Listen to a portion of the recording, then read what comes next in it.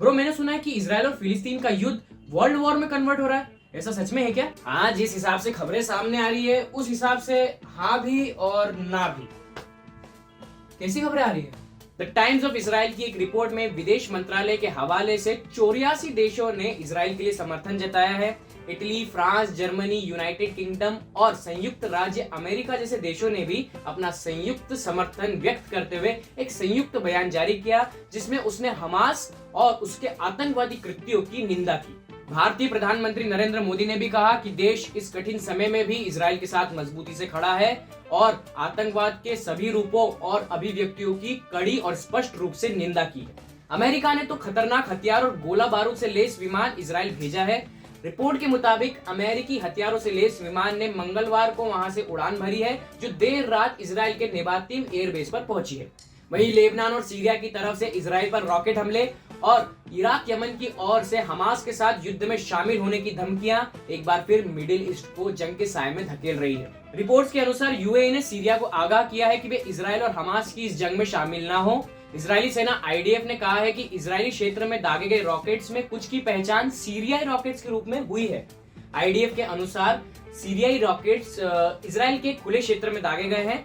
वहीं लेबनान ने इजरायली क्षेत्र अवीविम में एक सैन्य वाहन की और एंटी टैंक मिसाइल दागा है। गाजा में इजरायली सेना की कार्रवाई रोकने पर चर्चा के लिए अरब लीग के विदेश मंत्रियों ने बुधवार को एक आपातकालीन बैठक बुलाई है। ये अरब लीग में कितने देश हैं?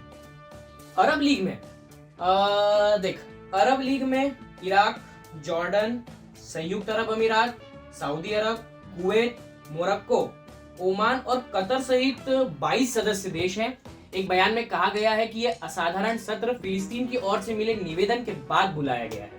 अरब लीग के डिप्टी चीफ हुमास जकी ने एक बयान में कहा कि काहिरा में होने वाली असामान्य बैठक में अरब और अंतर्राष्ट्रीय स्तर पर राजनीतिक कार्रवाई के रास्ते तलाशे जाएंगे, क्योंकि शनिवार के हमले के बाद इजराइल गाजा में हमले कर रहा है।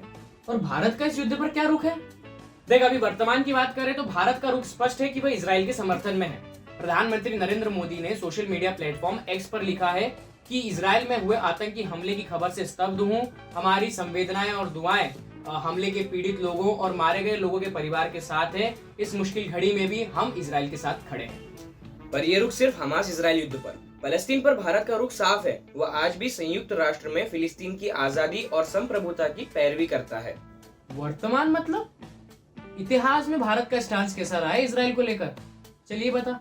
देख, इजराइल और भारत की दोस्ती कैसी रही है, इसका क्या इतिहास है, यह जानने से पहले ये समझना जरूरी है कि भारत की इजराइल से दोस्ती की क्या पृष्ठभूमि रही है। ठीक है, भारत और इजराइल की दोस्ती एनडीए यानी अटल जी के कार्यकाल में बढ़ना शुरू हुई। इसके बाद पीएम मोदी के कार्यकाल में ये परवान चढ़ी। जुलाई 2017 में प्रधानमंत्री नरेंद्र मोदी इजराइल दौरे पर गए थे और ये किसी भी भारतीय प्रधानमंत्री का पहला इजराइल दौरा था। अब तक कोई भी भारत का उच्च स्तरीय नेता इजराइल जाता था तो फिलिस्तीनी क्षेत्र में जरूर जाता था, लेकिन भाई साहब अपने मोदी जी इस दौरे पर फिलिस्तीनी इलाके में नहीं गए और ना ही इस दौरे के दौरान फिलिस्तीनियों का एक बार भी नाम लिया। हालांकि 2018 में मोदी जी अलग से फिलिस्तीनी इलाके में गए थे।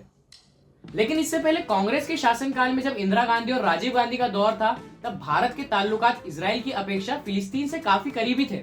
90 के दशक और उससे पहले कांग्रेस के दौर में यासिर अराफत से भारत के अच्छे संबंध थे। यासिर अराफत ने 1988 में फिलिस्तीन मुक्ति संगठन की स्थापना की थी। नेहरू गांधी परिवार से इनके काफी अच्छे संबंध थे, ये काफी करीबी थे और युद्ध के बीच लोगों ने फिलिस्तीन मुक्ति संगठन के मुखिया यासिर अराफत के साथ भारतीय नेता इंदिरा गांधी और राजीव गांधी के फोटोज और वीडियो भी शेयर किए। पूर्व प्रधानमंत्री इंदिरा गांधी फिलिस्तीनी नेता यासिर अराफत को राखी बांधती थी और वो भी इंदिरा गांधी को अपनी बहन मानते थे। यासिर अराफत को शांति के नोबेल पुरस्कार से सम्मानित भी किया गया था। तब तक भारत के इजराइल के साथ डिप्लोमेटिक रिलेशन नहीं थे।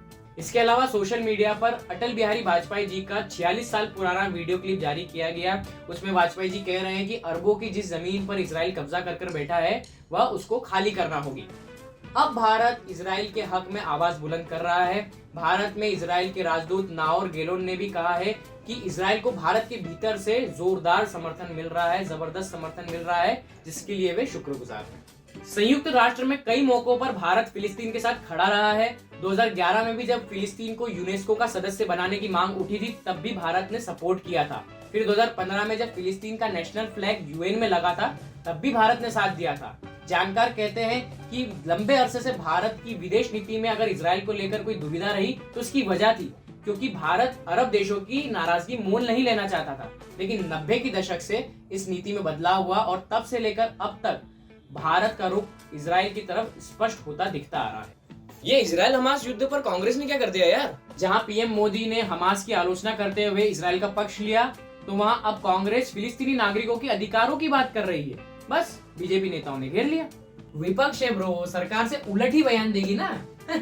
विपक्ष की बात नहीं है बेटा, कांग्रेस हमेशा से ही फिलिस्तीन की तरफ रहा है। 1938 में महात्मा गांधी ने भी फिलिस्तीन का समर्थन किया था तब से ही। लेकिन हाल ही में हुए मामले की बात की जाए तो कांग्रेस के राज्यसभा सांसद जयराम रमेश ने एक संतुलित प्रतिक्रिया व्यक्त की है, जिसमें उन्होंने इजराइल पर हमास के हमले की निंदा तो की, लेकिन साथ ही फिलिस्तीन के नागरिकों के अधिकारों की बात भी की। कांग्रेस के इस रुख का पार्टी के भीतर ही विरोध शुरू हो गया। पार्टी ने बाद में सीडब्ल्यूसी की बैठक में प्रस्ताव पारित कर तत्काल संघर्ष विराम का आह्वान किया और ये कहा कि हम फिलिस्तीनी नागरिकों के जमीन, स्वशासन और आत्मसम्मान के साथ जीने के अधिकार के लिए अपना दीर्घकालीन समर्थन दोहराते हैं। सीडब्ल्यूसी से प्रस्ताव पारित होने के बाद कांग्रेस बीजेपी नेताओं के निशाने पर आ गई। बीजेपी नेताओं ने कांग्रेस पर आतंकवाद का समर्थन करने का आरोप लगाया है। लेकिन अगर तू इंडिया लीडर का समर्थक है तो इस वीडियो को फौरन लाइक और शेयर कर दे और सबको बता कि वो चैनल को सब्सक्राइब करे। ठीक है।